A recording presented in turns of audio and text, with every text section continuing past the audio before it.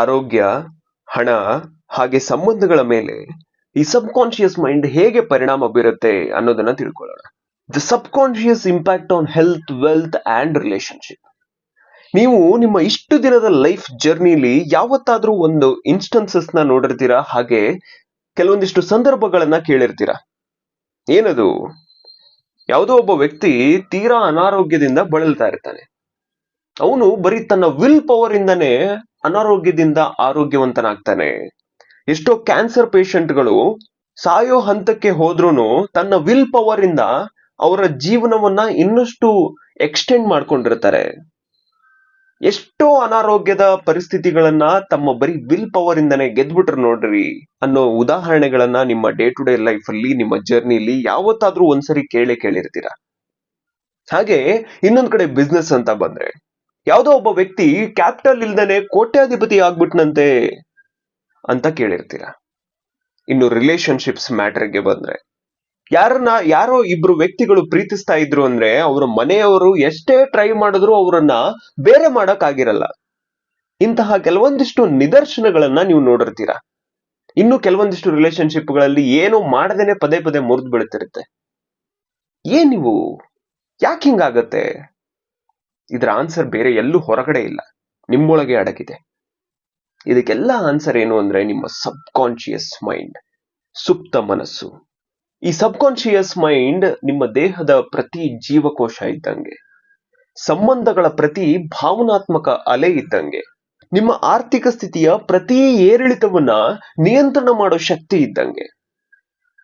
ನಮಸ್ಕಾರ ಸ್ನೇಹಿತರೆ, ನಾನು ನಿಮ್ಮ ಹಿತೈಷಿ. ಇಲ್ಲಿವರೆಗೂ ನನ್ನ ಜರ್ನಿ ಜೊತೆ ನೀವು ಬಂದಿದ್ದೀರಾ ಅಂದ್ರೆ ಇದು ಪಾರ್ಟ್ 3ಯ ವಿಡಿಯೋ ಆಗಿರುತ್ತೆ.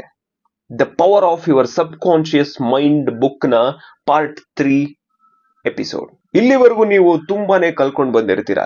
ಈ ವಿಡಿಯೋ ನೋಡೋದ್ರಿಂದ ನಿಮ್ಗೆ ಯಾವಾಗ್ಲೂ 2 ಬೆನಿಫಿಟ್ ಇರುತ್ತೆ. ಒಂದು ಅದ್ಭುತ ಬುಕ್ ಅನ್ನ ನೀವು ಓದ್ತಾ ಇರೋ ಒಂದು ಫೀಲಿಂಗ್.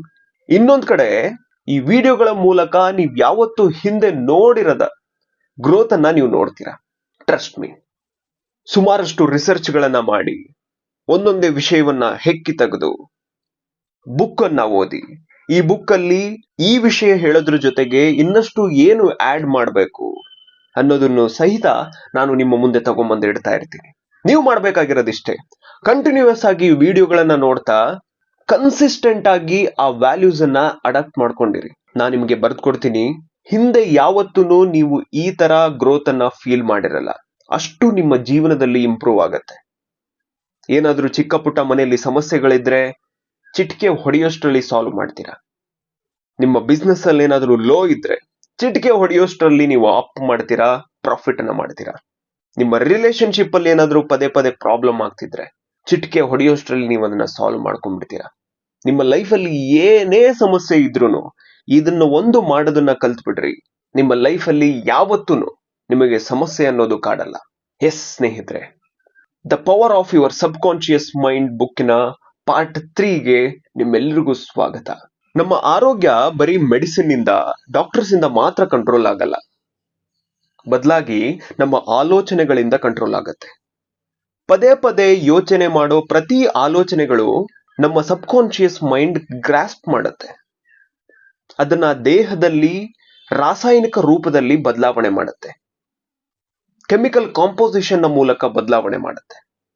ನೀವು ಪದೇ ಪದೇ ನನಗೆ ಏನಾದ್ರೂ ಆಗ್ಬಾರ್ದು, ನನ್ನ ದೇಹ ದುರ್ಬಲವಾಗಿದೆ, ನಾನು ಯಾವಾಗ್ಲೂ ದಣದಿರ್ತೇನೆ, ನನಗೆ ಯಾವಾಗ್ಲೂ ಸುಸ್ತಾಗತ್ತೆ, ನನಗೆ ಅದನ್ನ ಮಾಡಕ್ಕಾಗಲ್ಲ, ಇದನ್ನ ಮಾಡಕ್ಕಾಗಲ್ಲ ಅಂತ ಯೋಚನೆ ಮಾಡಿದ್ರೆ ನಿಮ್ಮ ಸಬ್ ಕಾನ್ಶಿಯಸ್ ಮೈಂಡ್ ಆ ಆಲೋಚನೆಗಳನ್ನ ಗ್ರಹಿಸುತ್ತೆ. ಅದಕ್ಕೆ ಅನುಗುಣವಾಗಿ ನಿಮ್ಮ ದೇಹದ ಫಿಸಿಯಾಲಜಿಯನ್ನ ರೂಪಿಸುತ್ತೆ. ಅದಕ್ಕೆ ಅನುಗುಣವಾಗಿ ನಿಮ್ಮ ದೇಹವನ್ನ ಬಿಲ್ಡ್ ಮಾಡೋಕೆ ಶುರು ಮಾಡುತ್ತೆ. ಬನ್ನಿ ನಿಮಗೆ ಒಂದು ಬೆಸ್ಟ್ ಎಕ್ಸಾಂಪಲ್ ಕೊಡ್ತೀನಿ. ಇದು 1981ರ ಘಟನೆ. ಅಮೆರಿಕಾದ ಯಶಸ್ವಿ ಉದ್ಯಮಿ ಮೌರಿಸ್ ಗುಡ್ಮನ್ ಒಂದು ಭೀಕರ ವಿಮಾನ ಅಪಘಾತದಲ್ಲಿ ಗಂಭೀರವಾಗಿ ಗಾಯಗೊಳ್ತಾರೆ. ಅವರ ಕತ್ತು ಮುರಿದೋಗಿರುತ್ತೆ, ಬೆನ್ನುಮೂಳೆ ಸಂಪೂರ್ಣವಾಗಿ ಹಾನಿಯಾಗಿರುತ್ತೆ. ಡಾಕ್ಟರ್ ಸ್ಪಷ್ಟವಾಗಿ ಹೇಳ್ತಾರೆ, ಇವರು ಯಾವತ್ತಿಗೂ ನಡೆಯೋಕೆ ಸಾಧ್ಯನೇ ಇಲ್ಲ, ಮಾತಾಡೋಕ್ ಸಾಧ್ಯ ಇಲ್ಲ. ಇಲ್ಲಿವರೆಗೆ ಇವರು ಜೀವಂತವಾಗಿದ್ದಾರೆ ಅಂದ್ರೆ ಅದು ಯಂತ್ರದ ಸಹಾಯದಿಂದ ಉಸಿರಾಡ್ತಾ ಇದ್ದಾರೆ, ಇಲ್ಲ ಅಂದ್ರೆ ಅದು ಕೂಡ ಆಗ್ತಾ ಇರ್ಲಿಲ್ಲ ಅಂತ. ಆದ್ರೆ ಮೌರಿಸ್ ಕೈ ಬಿಡಲ್ಲ.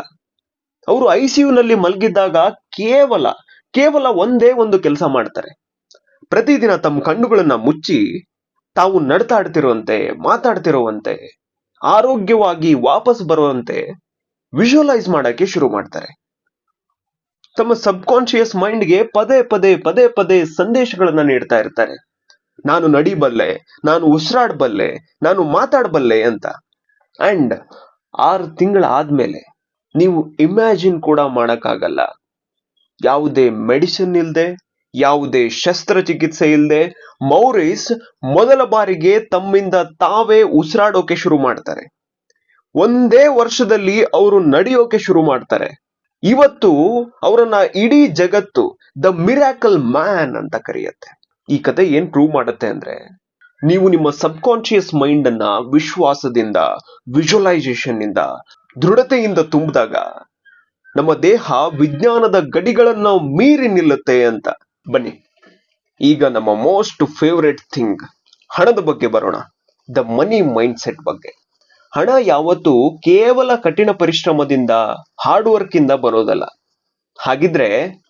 ಹಂಗೇನಾದ್ರೂ ಆಗಿದ್ರೆ ಹೆಚ್ಚು ಕೆಲಸ ಮಾಡೋರೆ ಹೆಚ್ಚು ಗಳಿಸ್ತಾ ಇದ್ರಲ್ಲ, ಹೆಚ್ಚು ಶ್ರೀಮಂತರಾಗ್ಬೇಕಾಗಿತ್ತಲ್ಲ, ನೀವ್ಯಾಕಾಗಿಲ್ಲ ಇನ್ನ? ಆದ್ರೆ ಇದು ನಿಜ ಅಲ್ವೇ ಅಲ್ಲ. ವಾಸ್ತವವಾಗಿ ಹಣದ ಬೇರುಗಳೇನಿರ್ತಾವಲ್ಲ, ನಿಮ್ಮ ಆಲೋಚನೆಗಳಲ್ಲಿ ಅಡಗಿರ್ತಾವಂತೆ.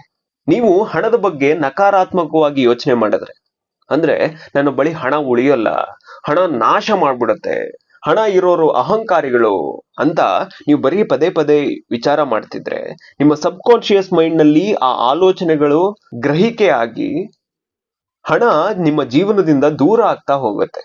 ಬನ್ನಿ ನಿಮಗೊಂದು ಬೆಸ್ಟ್ ಎಕ್ಸಾಂಪಲ್ ನ ಕೊಡ್ತೀನಿ. ನಮ್ಮ ವಿಡಿಯೋದಲ್ಲಿ ಸ್ಪೆಷಾಲಿಟಿ ಏನಂದ್ರೆ, ನಿಮಗೆ ಸುಮ್ಮನೆ ಯಾವುದೋ ಒಂದು ವಿಷಯಗಳನ್ನ ಹೇಳಿ ಕೈ ಬಿಡಲ್ಲ. ಅದಕ್ಕೆ ಬೇಕಾಗಿರುವಂತಹ ರಿಯಲ್ ವರ್ಲ್ಡ್ ಎಕ್ಸಾಂಪಲ್ ಈಗ ಎಕ್ಸಿಸ್ಟ್ ಇರೋದನ್ನ ನಿಮ್ಗೆ ಹೇಳ್ತೀವಿ. ಹಾಗಾಗಿ ನೀವು ಕನೆಕ್ಟ್ ಮಾಡೋಕೆ ನಿಮ್ಮ ಲೈಫ್ ಅನ್ನ ತುಂಬಾನೇ ಈಸಿ ಆಗತ್ತೆ. ಸಂದೀಪ್ ಮಾಹೇಶ್ವರಿ ಅವರ ಹೆಸರನ್ನ ನೀವು ಕೇಳಿರ್ಬೋದು. ಇವತ್ತು ಪ್ರತಿ ಭಾರತೀಯ ಯುವಕರಿಗೂ ಚಿರಪರಿಚಿತರಾದಂತಹ ವ್ಯಕ್ತಿ. ನಿಮಗ್ ಗೊತ್ತಾ, ಅವರು ತಮ್ಮ ಜೀವನದಲ್ಲಿ ಅನೇಕ ಬಾರಿ ಫೇಲ್ಯೂರ್ ಆಗ್ತಾರೆ. ನಿಮಗ್ ಗೊತ್ತಿರಬಹುದು, ಮಾಡೆಲಿಂಗ್ ಬಿಸ್ನೆಸ್ ಅನ್ನ ಪ್ರಾರಂಭಿಸಿದಾಗ ಅವರು ಫೇಲ್ಯೂರ್ ಆಗ್ತಾರೆ, ಅನೇಕ ಬಾರಿ ಕುಗ್ತಾರೆ. ಆದ್ರೆ ಯಾವತ್ತೂ ನಿಲ್ಲಿಲ್ಲ. ಅವ್ರು ಮಾಡಿರೋ ಒಂದೇ ಒಂದು ಗ್ರೇಟೆಸ್ಟ್ ಥಿಂಗ್ ಅಂತ ಕೋಟ್ ಮಾಡೋದಾದ್ರೆ, ಅವ್ರು ಯಾವತ್ತೂ ನಿಲ್ಲಿಲ್ಲ. ಅವರು ಒಂದು ವಿಜುವಲೈಸೇಷನ್ ಅನ್ನ ಮಾಡ್ತಾರೆ. ನಾನು ಒಂದು ದಿನ ಲಕ್ಷಾಂತರ ಜನರಿಗೆ ಉಚಿತವಾಗಿ ಸ್ಫೂರ್ತಿಯನ್ನ, ಮೋಟಿವೇಶನ್ ಅನ್ನ ನೀಡ್ತೇನೆ. ಅದಾದ್ಮೇಲೆ ಮನಿ ನನ್ನ ಹಿಂದೆ ತಾನಾಗಿಯೇ ಬರುತ್ತೆ ಅಂತ. ಅವರು ತಮ್ಮ ಸುಪ್ತ ಮನಸ್ಸಿಗೆ ಇದನ್ನ ಕಲಿಸ್ತಾರೆ. ನಾನು ಸೇವೆ ಮಾಡ್ತೇನೆ, ಹಣ ತಾನಾಗಿಯೇ ನನ್ನ ಹಿಂದೆ ಬರುತ್ತೆ ಅಂತ.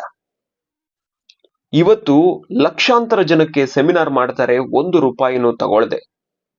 ಸಂದೀಪ್ ಮಾಹೇಶ್ವರಿ ಭಾರತದ ಅತಿ ದೊಡ್ಡ ಇನ್ಸ್ಪಿರೇಷನಲ್ ಸ್ಪೀಕರ್ ಅಲ್ಲಿ ಒಬ್ಬರಾಗಿದ್ದಾರೆ.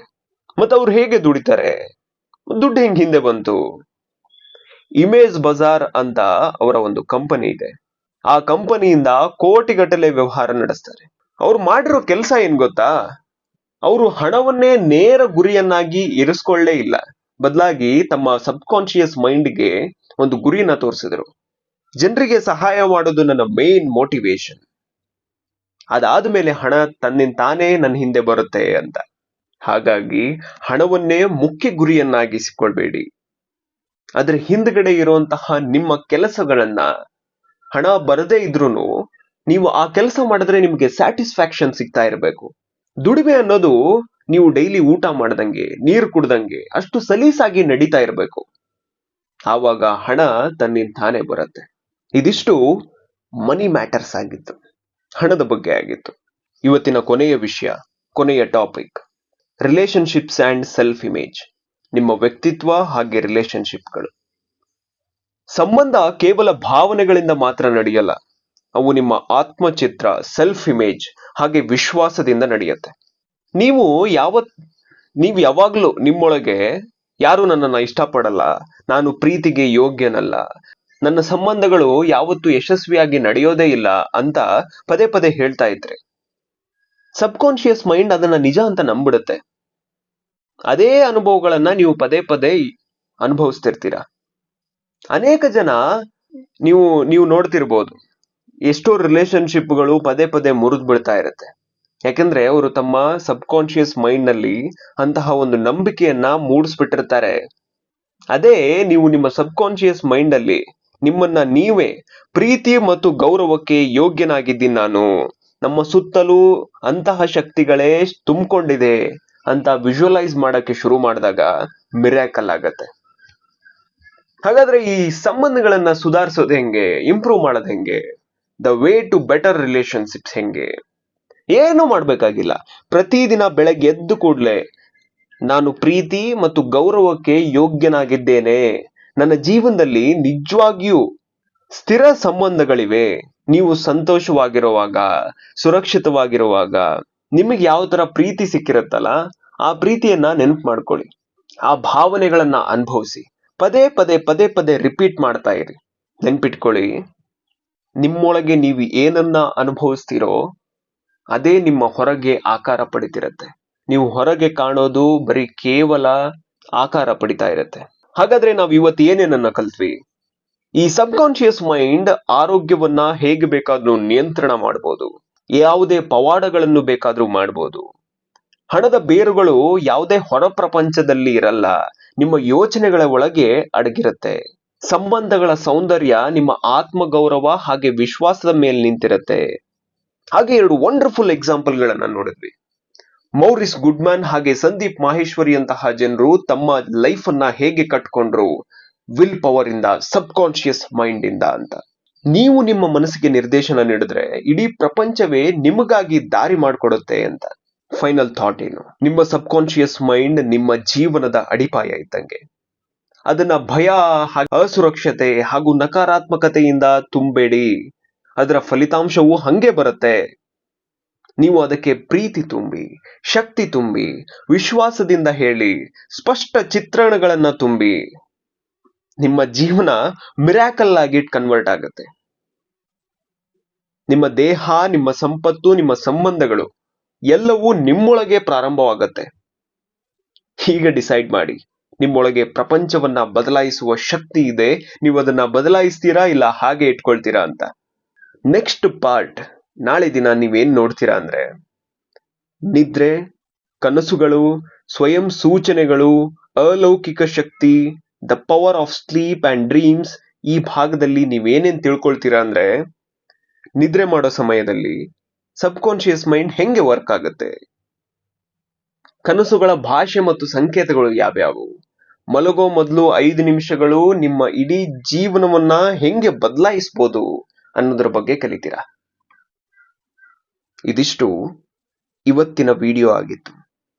ಈ ವಿಡಿಯೋ ಒಟ್ಟಿಗೆ ನೀವು ಸುಮಾರಷ್ಟು ವ್ಯಾಲ್ಯೂಗಳನ್ನ ನಿಮಗೆ ಗೊತ್ತಿಲ್ದಂಗೆ ನಿಮ್ಮ ಲೈಫ್ ಅಲ್ಲಿ ಆಡ್ ಮಾಡ್ತಾ ಬರ್ತಾ ಇದ್ದೀರಾ. ಇಷ್ಟೆಲ್ಲ ಕಷ್ಟಪಟ್ಟು ವಿಡಿಯೋ ಮಾಡ್ತಿರೋರಿಗೆ ಒಂದು ಸಬ್ಸ್ಕ್ರೈಬ್ ಬೇಡವಾ, ಒಂದು ಲೈಕ್ ಬೇಡವಾ? ದಯವಿಟ್ಟು ಸಬ್ಸ್ಕ್ರೈಬ್ ಮಾಡಿ, ಲೈಕ್ ಮಾಡಿ, ಶೇರ್ ಮಾಡಿ, ಸಪೋರ್ಟ್ ಮಾಡಿ ಅಂತ ಹೇಳ್ತಾ ಮುಂದಿನ ವಿಡಿಯೋದಲ್ಲಿ ನಾನು ನಿಮ್ಗೆ ಮತ್ತೆ ಸಿಗ್ತೀನಿ. The power of your sub conscious mind ಬುಕ್ಕಿನ ಚಾಪ್ಟರ್ 4ಕ್ಕೆ ನಿಮ್ಮನ್ನ ಸ್ವಾಗತ ಮಾಡ್ತೀನಿ ಮುಂದಿನ ವಿಡಿಯೋದಲ್ಲಿ. ನಮಸ್ಕಾರ, ಹೋಗಿ ಬರ್ತೀನಿ.